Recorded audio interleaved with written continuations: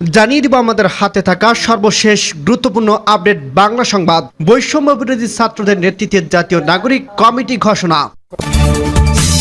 জানিয়ে দিব ভারতের যুদ্ধের প্রস্তুতিতে যতটা না উদ্বিগ্ন তার চেয়ে বেশি অবাক বলছে পররাষ্ট্র উপদেষ্টা। আরো জানিয়ে দিব আওয়ামী লীগ চুপচাপ বসে থাকবে না বলছে ডক্টর ইউনূস। এবং আরো জানিয়ে দিব নিন্দা জানিয়ে জেলা বিএনপির সভাপতি বললেন হিরো আলম নাটক সাজিয়েছেন। এদিকে দ্বিমত অব্যাহত প্রকাশ রাখতে চান হাসনাত, সবাই প্রশ্ন করা নিয়ে হট্টগোল। সর্বশেষ জানিয়ে দেব স্বপ্ন পূরণের আগে দমে যেও না ছাত্রদের উদ্দেশ্যে প্রধান উপদেষ্টার মন্তব্য। শুনছিলেন সংবাদ শিরোনাম, এরপর বিস্তারিত। তার আগে অনুরোধ থাকবে ভিডিওটি যদি ভালো লেগে থাকে ভিডিওটিতে একটি লাইক এবং কমেন্ট করে জানিয়ে দিন ভিডিও সম্পর্কে আপনার মূল্যবান মতামত, এবং আরো কমেন্ট করে জানিয়ে দিন ভিডিওটি আপনি কোথা থেকে দেখছেন এবং শুনছেন। বৈষম্য বিরোধী ছাত্রদের নেতৃত্বে জাতীয় নাগরিক কমিটি ঘোষণা। বৈষম্য বিরোধী ছাত্রদের নেতৃত্বে জাতীয় নাগরিক কমিটি নামের এক প্ল্যাটফর্ম ঘোষণা করা হয়েছে। রোববার 8 সেপ্টেম্বর বিকেলে কেন্দ্রীয় শহীদ মিনার থেকে এক ঘোষণা দেওয়া হয়। মোহাম্মদ নাসিরউদ্দিন পাটোয়ারিকে আহ্বায়ক, আক্তার হোসেনকে সদস্য সচিব এবং সামন্ত শারমিনকে মুখপাত্র করে মোট 55 সদস্যকে এই জাতীয় নাগরিক কমিটির গঠন করা হয়েছে। কমিটিতে আছেন আহ্বায়ক মোহাম্মদ নাসিরউদ্দিন পাটোয়ারি, সদস্য সচিব আক্তার হোসেন, মুখপাত্র সামন্ত শারমিন, আরিফুল ইসলাম আবাদী, সাইফ মোস্তাফিজ, মনিরা শারমিন, নাহিদা সরাত চৌধুরী, সরাত তোষার, মোতাসিম বিল্লাহ, আশরাফ উদ্দিন মাহদে, আলাউদ্দিন মাহমুদ, আনিকা রায়, জাভেদ রশিদ, নিজামুদ্দিন, শাহনাজ রশিদ দিয়া, টুনজালা কত্তম, মইনুল ইসলাম তোহিন, আব্দুল্লাহ আল আমিন, হুজাইফা ইবনে ওমর, শ্রাবণা শফিক দীপ্ত, সাইমা চাকমা, শান্তিদা রহমান তুলি, আবু রায়হান খান, মোহাম্মদ আলম মিতু, আলিম মৃর, সাগুপ্তা বুফশা মিশমা, সৈয়দ হাসান ইমতিয়াজ, তাসনিম জারা, মোহাম্মদ মিরাজ মিয়া, মোহাম্মদ আজহার উদ্দিন আনিক, মেসবা কামাল আতাউল্লাহ, এস এম শাহরিয়া, মঞ্জুর আল মতিন, প্রমিত দাস, তাজনুমা জীবন, অর্পিতা শর্মা দেব, মাজহারুল ইসলাম ফকির, সালাহ উদ্দিন সিফাত, মুশফিক সালাউদ্দিন এবং আরো অনেকেই এই সংগঠনের দায়িত্ব গ্রহণ করছেন। ভারতের যুদ্ধ প্রস্তুতিতে যতটা না উদ্বিগ্ন তার চেয়ে বেশি অবাক বলছে পররাষ্ট্র উপদেষ্টা।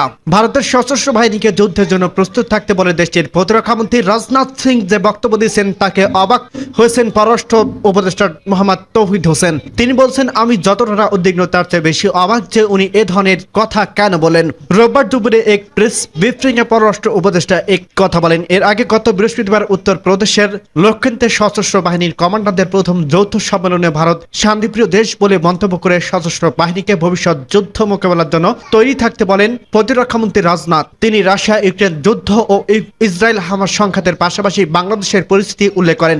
জ্যেষ্ঠ সামরিক কর্মকর্তাদের এসব ঘটনা প্রবাহ বিশ্লেষণেও পরামর্শ দেন তিনি। ভারতের সঙ্গে যুদ্ধের আশঙ্কা নাকচ করে দিয়ে পররাষ্ট্র উপদেষ্টা তৌহিদ হোসেন বলেন, আমি কোনো অবস্থাতেই মনে করি না যে ভারতের সঙ্গে আমাদের কোনো যুদ্ধ বিগ্রহ হওয়ার সম্ভাবনা আছে। এটা তিনি তার নিজের দেশের কনজাম্পশনের জন্য বলছেন কিনা সেটা আমাদের বুঝতে হবে। তিনি যেভাবে কথাটা বলছেন সেটি ব্যাটিং অ্যারাউন্ড দ্য বুশ অনেকটা। রাজনাথ সিং এর বক্তব্যটিতে এলোমেলো মন্তব্য করে হিসেবে উল্লেখ করে তৌহিদ হোসেন বলেন, তারপরও রাজনাথ কেন বাংলাদেশের উদ্দেশ্য করে সে বিষয়ে খোঁজখবর নেওয়া হবে, কারণ ইউক্রেন যুদ্ধের কারণে ভারতের প্রস্তুতির কোনো প্রয়োজন আমি দেখি না, বা হামাসের সঙ্গে যা হচ্ছে তাতে ভারতের কি সম্পর্ক। ইউক্রেন এবং হামাস ইস্যুর সঙ্গে বাংলাদেশ কিভাবে তুলনীয় হয় এটা আমরা বোধগম্যতার বাইরে। শেখ হাসিনাকে রাজনৈতিক আশ্রয় দেওয়ার বিষয়ে তিনি বলেন, রাজনৈতিক আশ্রয় যে কাউকে যে কোনো দেশে দিতে পারে, দেওয়া উচিত কিনা এক্ষেত্রে সেটা দেখার বিষয়। আমি একজন রোহিঙ্গাকে আশ্রয় দিতে রাজি না উল্লেখ করে তৌহিদ হোসেন বলেন, তারপরও কিছু ঢুকে যাচ্ছে এটা আমি জানি, সেটাকে আমরা যতটুকু পারা যায় ঠেকানোর চেষ্টা করব। বিজেপি প্রতিদিন পুশব্যাক করছে, সমর্থকরা কিছু সীমাবদ্ধতা আছে, কিন্তু যতটুকু পারছে আমরা ফেরত দেওয়ার চেষ্টা করছি। আওয়ামী লীগ চুপচাপ বসে থাকবে না বলছে ডক্টর ইউনূস। বৈষম্য বিরোধী ছাত্র আন্দোলনের ক্ষমতাচ্যুত আওয়ামী লীগ চুপচাপ বসে থাকবে না বলে মন্তব্য করছেন অন্তর্বর্তী সরকারের প্রধান উপদেষ্টা ডক্টর মোহাম্মদ ইউনূস। তিনি বলেন, এতদিন চুপচাপ শুয়ে স্বপ্নের মধ্যে আনন্দ সহকারে লুটপাট করে যাচ্ছিল, তাদের স্বপ্ন শিক্ষার্থীরা ভেঙে দিয়েছে, তারা কি এখন চুপচাপ বসে থাকবে? মোটেও না, খুব চেষ্টা করবে তোমাদের দুঃস্বপ্নের মধ্যে লুকিয়ে দেওয়ার জন্য। তারা চেষ্টা ত্রুটি করবে না, যেটা শুরু করছো সেই কাজ সমাপ্ত না হওয়া পর্যন্ত এখান থেকে বেরিয়ে যেও না। পর 8 সেপ্টেম্বর শুক্রবার দুপুরে প্রধান উপদেষ্টার কার্যালয়ে শাপলা হলে শিক্ষার্থীদের সঙ্গে মত বিনিময়কালে তিনি এসব কথা বলেন। বাংলাদেশ যেন পৃথিবীর সম্মানিত রাষ্ট্রে পরিণত হয়, শিক্ষার্থীদের যে সুযোগ কাজে লাগানোর কথা বলেন ডক্টর ইউনূস। তিনি বলেন, শিক্ষার্থীদের দেখছি আর ভাবছি কি একটা স্বপ্ন আমাদের সামনে, জাতির সামনে তোমরা নিয়ে আসছো। তিনি বলেন, বাংলাদেশের জন্ম থেকে এই সুযোগ আর আসেনি, যে সুযোগ তোমরা আমাদের হাতে তুলে দিয়েছো, এমন যেন না হয় যেন এটা হাতছাড়া না হয়। এই সুযোগে হাতছাড়া হলে বাংলাদেশ আর রাষ্ট্র থাকবে না, এটা শুধু রাষ্ট্র না, পৃথিবীর সম্মানিত রাষ্ট্র যেন পরিণত হয়। এ সময় আন্দোলনের শহীদদের স্মরণ করে ডক্টর ইউনূস বলেন, যারা শহীদ হয়েছেন আজকে তারা আমাদের সঙ্গে বসতে পারত, কিন্তু সেই সুযোগ তাদের হয়নি। তিনি আরো বলেন, হাসপাতালে আহতদের দেখার জন্য যাই, তাদের দিকে তাকাতে কষ্ট হয়। একজন তরুণকে যখন দেখতে যাই তখন সে জিজ্ঞাসা করেন, স্যার ক্রিকেট খেলবো কিভাবে? ক্রিকেট খেলার কথা তার মাথায় থেকে সরে না। যতবার দেখছি মনে প্রশ্ন থাকে, এটাই আমরা বাংলাদেশ বানিয়েছি। কালকে একটা হাসপাতালে গেলাম, আবার সে দৃশ্য, তরুণ প্রাণ, অনেকের মাথায় খুলি উড়ে গেছে, অনেকের শরীরের গুলি রয়ে গেছে, বেঁচে আছে। প্রধান উপদেষ্টা বলেন, যতবার শুনি যতবার দেখি আবার নতুন করে প্রতিজ্ঞা করতে হয়, যে স্বপ্নের জন্য তারা প্রাণ দিয়েছে সেই স্বপ্নকে আমরা বাস্তবায়ন করব, এটা থেকে বেরিয়ে যাওয়ার সুযোগ নেই। নিন্দা জানিয়ে জেলা বিএনপির সভাপতি বলেন, হিরো আলম নাটক সাজিয়েছেন।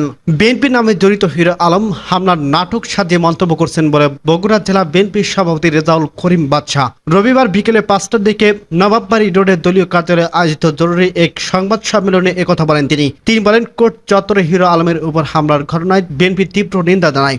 একই সাথে হিরো আলম এ ঘটনায় বিএনপিকে জড়িত করছে সেটির আমরা তীব্র প্রতিবাদ জানাচ্ছি। বিএনপি কোনো নেতাকর্মী এর সাথে জড়িত নন। ষড়যন্ত্রকারীরা বিএনপির সুনাম নষ্ট করার চেষ্টা করছে। সব জায়গায় বিএনপিকে দোষারোপ করা হচ্ছে। দলের ভারপ্রাপ্ত চেয়ারম্যান তারেক রহমান বারবার হুঁশিয়ারি দিয়েছেন যে দখলদারি, চাঁদাবাজি এবং কোনোভাবেই দল মেনে নিবে না। জেলা বিএনপি সভাপতি বাদশা আরো বলেন, হিরো আলম না জেনেই দোষারোপ করছেন, আমাদের দলের সম্মান হানি করার চেষ্টা করছেন। সে যদি প্রমাণ করতে পারে এই ঘটনায় বিএনপির কোনো নেতাকর্মী জড়িত, তাহলে আমরা তাদের বিরুদ্ধে কঠোর আইনানুগ সাংগঠনিক ব্যবস্থা নিব। কিন্তু হিরো আলম যদি প্রমাণ করতে না পারেন তাহলে বিএনপির কাছে ক্ষমা প্রার্থনা করতে হবে, আর সেটা না করলে তার বিরুদ্ধে আইনানুগ ব্যবস্থা নেওয়া হবে। সে আমাদের প্রতিদ্বন্দ্বী ও প্রতিপক্ষ নয়। সংবাদ সম্মেলনে বগুড়া জেলা বিএনপি সাধারণ সম্পাদক আলী আসগর তালুকদার, হেনা কেন্দ্রীয় সংসদ সদস্য জয়নুল আবেদিন চাঁদ, জেলা বিএনপির সাবেক সাধারণ সম্পাদক ফজলুল বারী Talukdar Belal, vice president Hamidul Haque Chowdhury hero, Mahfuz Ahmed Khan Rubel, advocate Abdul Based, সাংগঠনিক সম্পাদক শহীদ উদ্দিন নবী, কে এম খায়রুল বাশার, যুগ্ম সম্পাদক শেখ তাহারউদ্দিন নাইম, কোষ অধ্যক্ষ শাহাদত হোসেন, দপ্তর সম্পাদক অ্যাডভোকেট হুমায়ুন কবির সহ অন্যান্য নেতৃবৃন্দ উপস্থিত ছিলেন। এর আগে বগুড়ায় আদালত চত্বরে আলোচিত কন্টেন্ট ক্রিয়েটর আশরাফুল আলম ওরফে হিরো আলম হামলার শিকার হন। বিএনপির ভারপ্রাপ্ত চেয়ারম্যান তারেক রহমানকে নিয়ে কটূক্তির প্রতিবাদে কয়েকজন যুবক এ হামলা চালান বলে তিনি অভিযোগ করেন। দ্বিমত প্রকাশ অব্যাহত রাখতে চান হাসনাত, সবাই প্রশ্ন করা নিয়ে হট্টগোল। আমাদের সঙ্গে সহমত প্রকাশ করতে হবে এটা চাই না, আমি চাই দ্বিমত প্রকাশ অব্যাহত থাকুক। দ্বিমত প্রকাশের মধ্য দিয়ে আমরা সাবধানে পৌঁছাতে পারবো, অন্যথায় সম্ভব নয়। রোববার দুপুরে চট্টগ্রাম বিশ্ববিদ্যালয়ে এক মত বিনিময় সভায় কথা বলেন বৈষম্য বিরোধী ছাত্র আন্দোলনের অন্যতম সমন্বয়ক হাসনাত আব্দুল্লাহ। সেই সভায় সমন্বয়কদের বিভিন্ন বিষয়ে প্রশ্ন করা নিয়ে হট্টগোল ও হাতাহাতি হয়। ছাত্র জনতার অভ্যুত্থান পরবর্তী রাষ্ট্র সংস্কার নিয়ে বিশ্ববিদ্যালয় শিক্ষার্থীদের সঙ্গে সভা হয়।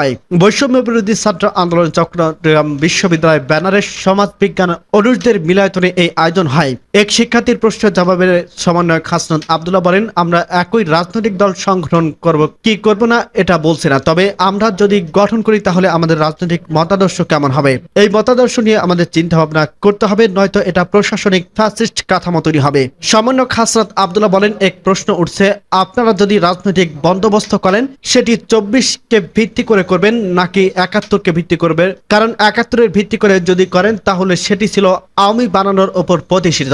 এটিকে বিকৃত করা হয়েছে। মুক্তিযুদ্ধকে শুধু আওয়ামী লীগই ছিল।